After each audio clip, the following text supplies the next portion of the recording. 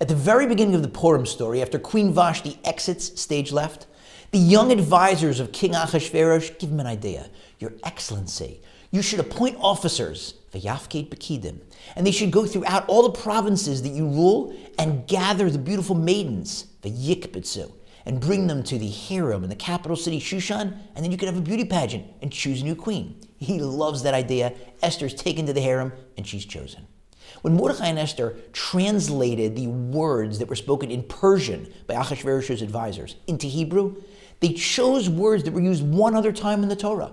In the middle of the story of Joseph. He's taken out of the dungeon, brought up to interpret Pharaoh's dreams, and now he continues and gives Pharaoh some unsolicited advice. He says, Your Excellency, v'yafked bekidim, you should appoint officers, v'yikbetzu, and they should gather grain during the years of plenty, so that there will be enough during the years of famine. Why would Mordechai and Esther specifically choose to use the exact same words that were used back then in Yosef's advice?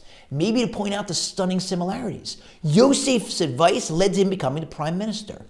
The advice of Achashverosh's advisors led to Queen Esther becoming the queen. Two of the highest ranking Jews in world history. Yosef was the prime minister of Egypt, the ruling power of the day. Esther is the queen of 127 provinces. She, along with her husband Achashverosh, effectively ruled the known world back then.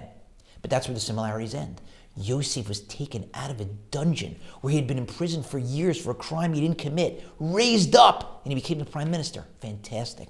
Esther, the sages tell us she wasn't just Mordechai's relative, she was his wife. She was taken involuntarily, forcibly from her husband, and had to marry Achashverosh. And at the end of the Purim story, when we are all drinking and eating and drinking and celebrating and drinking and in our costumes and drinking, she is stuck in the palace forever. It's the ultimate sacrifice. So maybe the deeper message they were trying to tell us is that no matter where the advice came from, somebody as righteous as Yosef, or somebody as disconnected from God as the advisors to Achashverosh in ancient Persia, and no matter how things look, wonderful, Yosef becoming the prime minister, terrible, Esther taken from her husband, it's all good because it all came from God.